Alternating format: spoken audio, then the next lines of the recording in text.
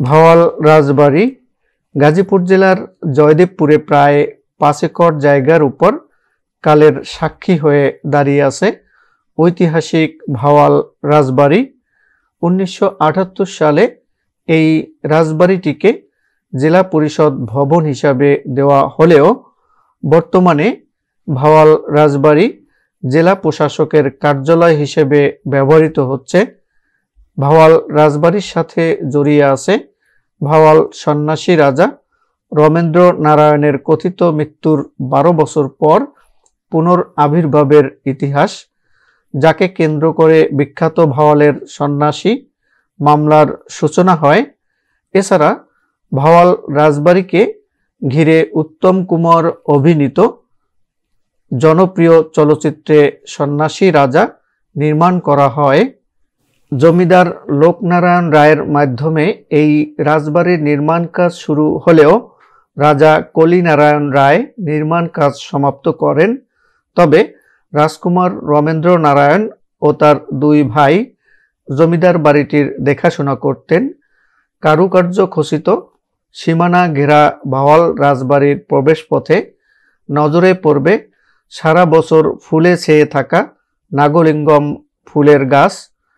প্রবেশদ্বার পেরিয়ে সামনে এগোলে দেখা যাবে প্রশান্ত বারান্দা ও হলঘর। বিশাল ভাওয়াল রাজবাড়ির বিভিন্ন অংশের রয়েছে বড় দালান, রাজবিলাস, পুরাণ বাড়ি, নাট মন্দির, হাওয়া মহল, পদ্মনাভের মতো ভিন্ন ভিন্ন নামের ভবন। দোতলা এই জমিদার বাড়িতে সব মিলিয়ে প্রায় 365টি কক্ষ রয়েছে। রাজবাড়ির পশ্চিম দিকে রয়েছে বিশাল দিঘি ও সামনে বিস্তৃত সমতল মাঠ। একটু পরেই বলছি কিভাবে এই ভাওয়াল রাজবাড়িতে যাবেন এবং কোথায় থাকবেন, তাই ভিডিওটি না টেনে সম্পূর্ণ দেখতে থাকুন এবং জেনে নিন ভাওয়াল রাজবাড়িতে কিভাবে যাবেন এবং যদি কোথাও থাকতে হয় কোথায় থাকবেন তার ডিটেলস এই ভিডিওতে বলে দিচ্ছি একটু পরেই। যেভাবে যাবেন, ভাওয়াল রাজবাড়ি যেতে চাইলে দেশের যে কোনো স্থান থেকে প্রথমে গাজীপুর চৌরাস্তা আসতে হবে। গাজীপুর চৌরাস্তা থেকে অটো রিজার্ভ নিয়ে যেতে পারবেন, অথবা চৌরাস্তা থেকে অটো নিয়ে রেলগেট পর্যন্ত যেয়ে রেলগেট পার হয়ে ওখান থেকে আরেকটি রিক্সা যোগে যেতে পারবেন, অথবা পায়ে হেঁটেও যেতে পারবেন। ঢাকা থেকে বাস বা নিজস্ব পরিবহনে গাজীপুর চৌরাস্তা এসে ডান দিকে মোড় নিয়ে শিববাড়ি মোড় হয়ে জয়দেবপুরের রাজবাড়ি সড়ক ধরে পূর্ব দিকে এগিয়ে গেলে ভাওয়াল রাজবাড়ি পৌঁছে যাবেন। এছাড়া গাজীপুর চৌরাস্তা থেকে যে কোনো সিএনজি আলাকে জেলা প্রশাসকের কার্যালয়ের কথা বললে ভাওয়াল রাজবাড়ি নিয়ে যাবে। আর ট্রেনে যদি যেতে চান, ট্রেনে যেতে চাইলে জয়দেবপুর রেলওয়ে স্টেশন নেমে রিক্সা ভাড়া করে রাজবাড়ি যেতে পারবেন। কোথায় থাকবেন? ঢাকা থেকে ভাওয়াল রাজবাড়ি সারাদিন ঘুরে সন্ধ্যার মধ্যে আবার ঢাকায় ফিরে যেতে পারবেন। তবে প্রয়োজনে রাত্রি যাপন করতে চাইলে ছুটির রিসোর্ট সারাহ, নক্ষত্র বাড়ি, green view resort, Sohagpalli, spring valley, জল ও জঙ্গলের কাব্য ইত্যাদি রিসোর্টে থাকতে পারবেন।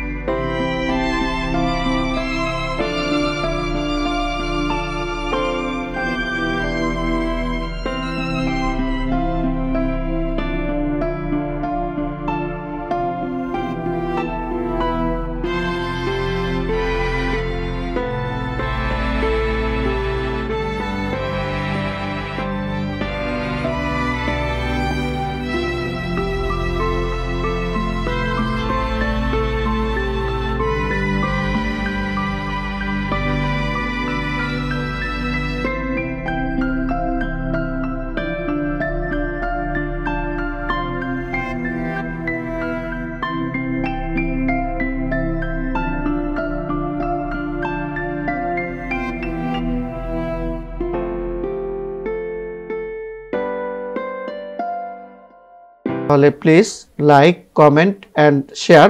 এছাড়া আপনি যদি এই চ্যানেলে নতুন হয়ে থাকেন, এখনও আমার চ্যানেলটি সাবস্ক্রাইব করেন নাই, তাহলে এখনই সাবস্ক্রাইব করে নিতে পারেন এবং পাশে থাকা বেল বাটনে ক্লিক করে অল বাটনে প্রেস করে রাখুন, যাতে পরবর্তী ভিডিওর নোটিফিকেশন অটো পেয়ে যান। আল্লাহ হাফেজ।